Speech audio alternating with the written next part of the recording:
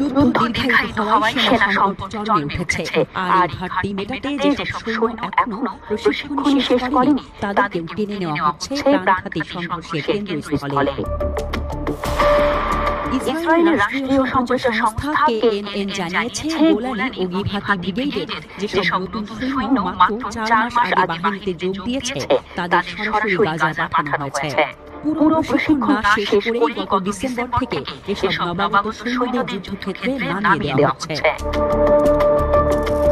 সেনাদের এই জোরপূর্বক যুদ্ধে পাঠানো নিয়ে উদ্বেগ প্রকাশ করেছেন ইসরায়েলি সামরিক নেতৃত্ব। ইয়েদিওত অহরনতে প্রকাশিত এক প্রতিবেদনে বলা হয়, চিফ অফ স্টাফ আয়াল জামির নিজেই প্রধানমন্ত্রী নেতানিয়াহু ও মন্ত্রিসভাকে সতর্ক করে বলেছেন, যুদ্ধ চালিয়ে যেতে গিয়ে সেনা ঘাটতি এমন জায়গায় পৌঁছেছে যে রাজনৈতিক নেতৃত্বের কৌশলগত পরিকল্পনাগুলো বাস্তবায়ন ব্যাহত হচ্ছে।